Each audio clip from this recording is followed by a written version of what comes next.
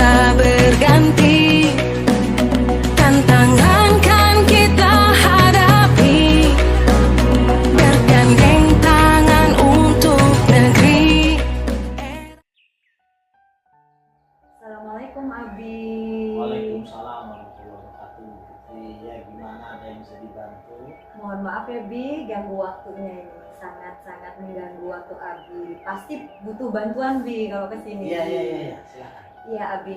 Keterkaitan tugas demonstrasi kontekstual modul 3.1 tentang dilema etika nih Bi. Abi sebagai kepala sekolah pasti mengalami menyelesaikan kasus-kasus yang berkaitan dengan dilema etika atau bujukan moral. Nah, di sini saya ingin mengetahui lebih banyak tentang permasalahan tersebut.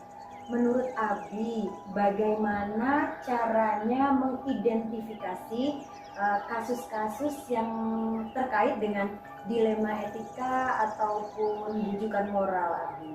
Ya, terima kasih Bu Fitri. Jadi yang pertama, jika ada kasus ya, saya permasalahan itu saya kumpulkan informasi yang faktual, artinya yang terjadi sebenarnya, dan baru menentukan suatu keputusan yang itu untuk berdasarkan keahlian.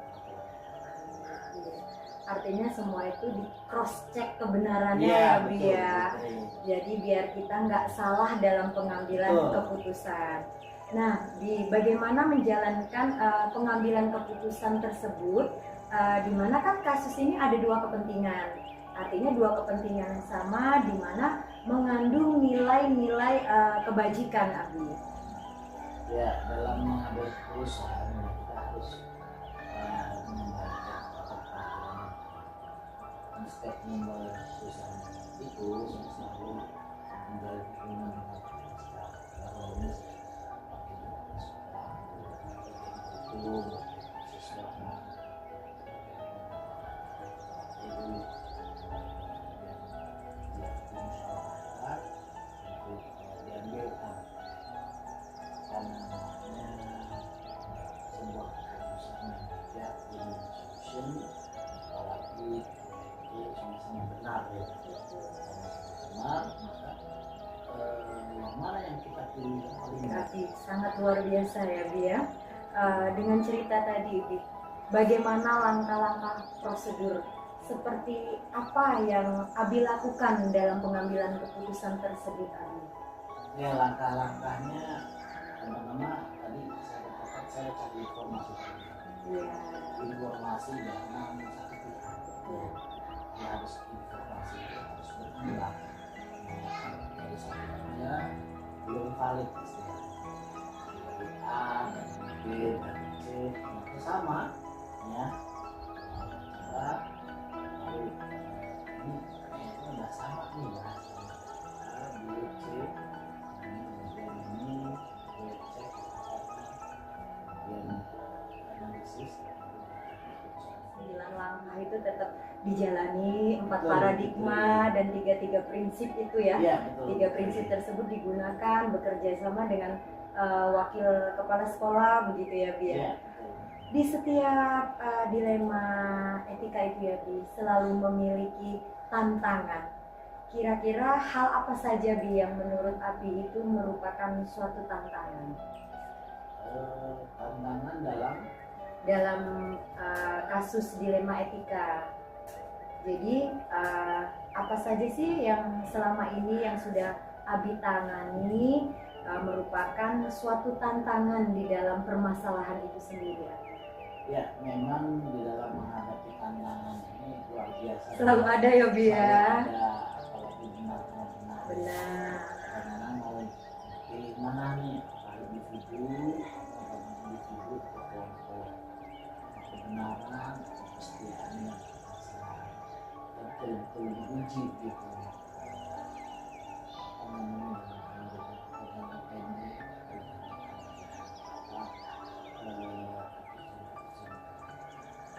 Keadilan ya,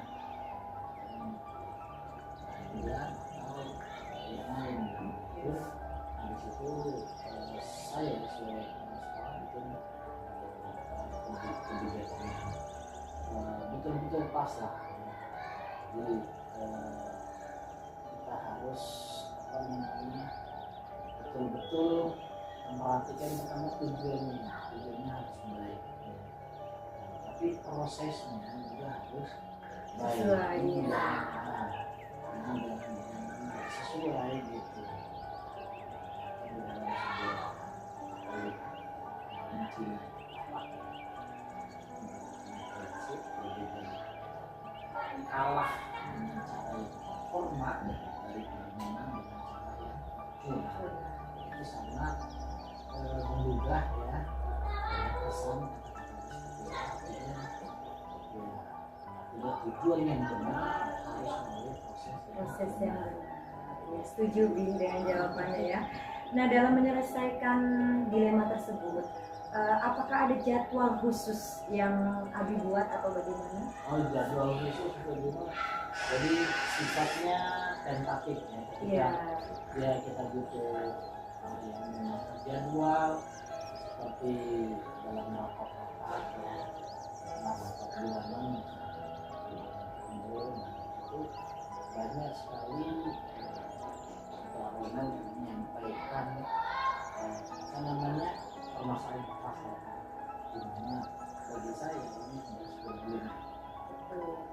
Maka itu harus bisa terjadwal. Tidak buru-buru untuk ambil keputusan, tidak mendesak, maka saya akan mengundang atau menjadwal.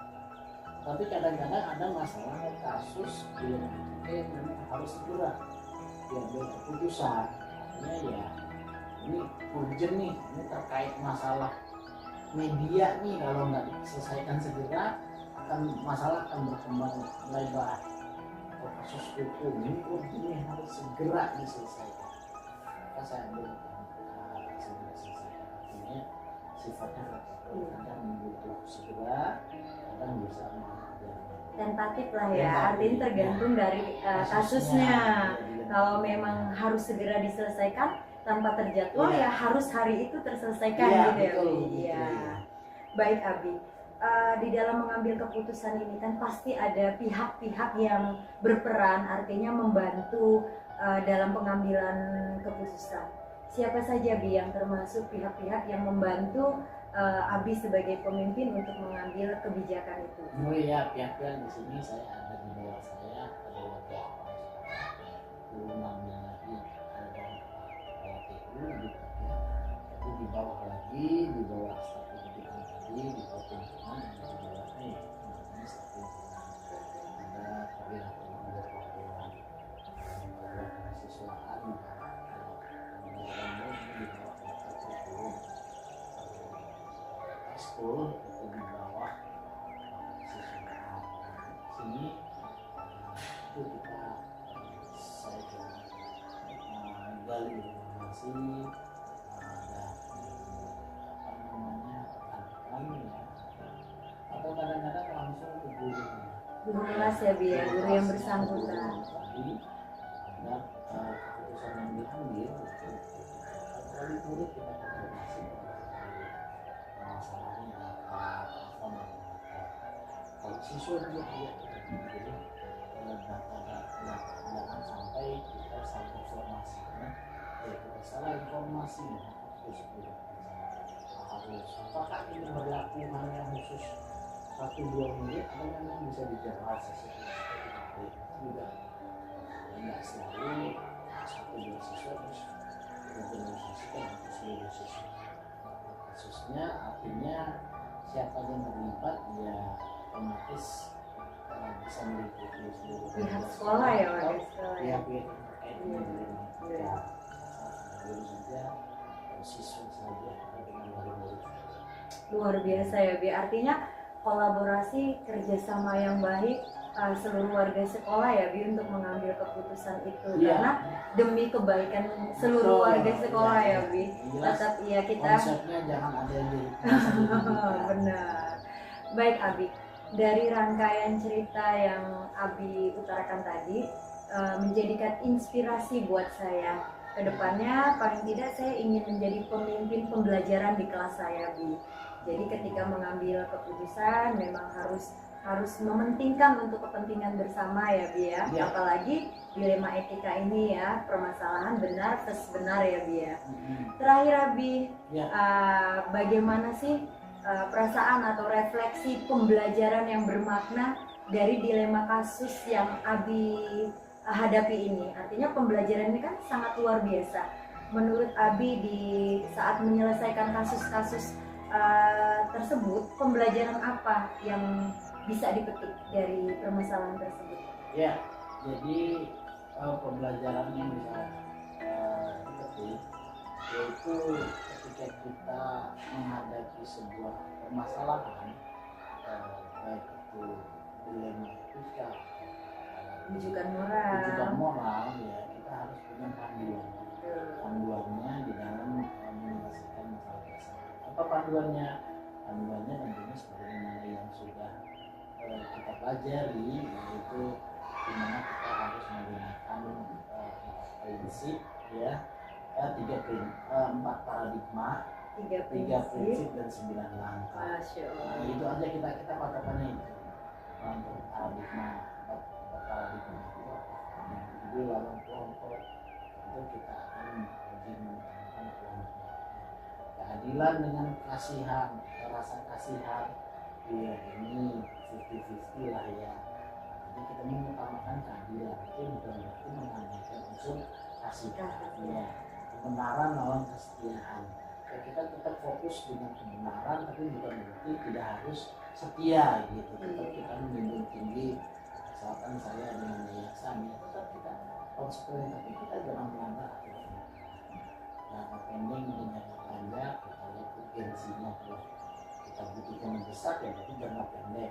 Kalau wah nanti ini dalam ini kayaknya ini mah jangka panjang, Masih bisa ditunda. jangka panjang. Baik. Jadi 3 prinsip juga kita harus betul-betul kalau bisa 3 prinsipnya ada. Dari care based thinking, role based thinking, maupun based thinking. Juga yang terakhir yaitu langkah-langkahnya. 9 langkah ya Bu ya. Sebelum mengambil keputusan, mengenali ada yang bertentangan, apa nih siapa yang terlibat, menentukan fakta, kemudian masalah, paradigma yang benar, resolusi, dilema, membuat keputusan sampai kita melakukan. Masya Allah, sangat luar biasa Bi. Sebagai panutan lah untuk saya pribadi, Abi seorang pemimpin yang sangat luar biasa, sudah memberikan contoh kepada saya selaku gurunya. Jadi insya Allah apa yang sudah Abi terapkan, paling tidak saya mengikuti jejak, di mana dalam mengambil segala keputusan harus mengikuti 3 prinsip, 4 paradigma, dan 9 langkah-langkah tadi yang Abi sebutkan ya Abi. Luar biasa. Ya, Abi terima kasih untuk sama-sama. waktunya, sudah sharing tentang ini semua. Insya Allah ini sangat bermanfaat untuk saya pribadi Abi. ya, terima kasih juga atas wawancaranya Bu Putri, luar biasa.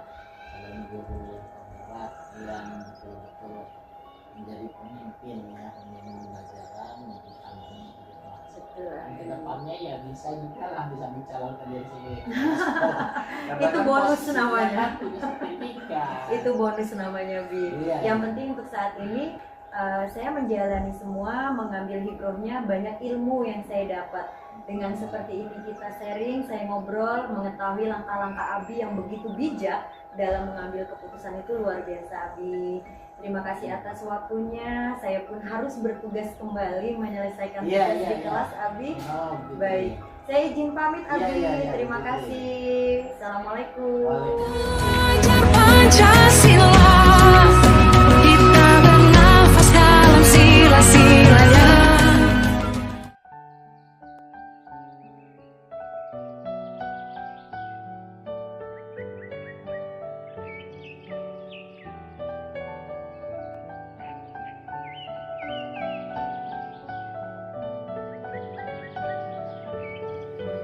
Assalamualaikum Pak Ali. Waalaikumsalam warahmatullahi wabarakatuh. Apa kabar? Alhamdulillah baik. Mohon maaf ini Pak Ali mengganggu waktu luangnya. Ya nggak apa-apa, memang kondisi di sini inilah. Iya, begini Pak, saya akan mengadakan wawancara keterkaitan tugas saya sebagai calon guru pembela di angkatan 11 ini. Saya mendapatkan tugas demonstrasi kontekstual satu tentang pengambilan keputusan berbasis nilai-nilai kebajikan sebagai seorang pemimpin, Bapak. Nah, Bapak ini selaku kepala sekolah di SDN 1 Pasir Gintung. Ada beberapa hal yang ingin saya tanyakan kepada Bapak. Mohon maaf ya Pak, jadi repotin. Tugas Baik, kita Pak. melayani. Kita mulai saja wawancara ini. Silakan Ibu. Pertanyaan yang pertama, bagaimana sebagai seorang pemimpin nih di SD 1 Pasir Gintung mengidentifikasi kasus-kasus yang berkaitan dengan dilema etika, di mana permasalahan itu yaitu benar lawan benar, iya, ataupun rujukan moral yaitu kebenaran lawan kesalahan artinya.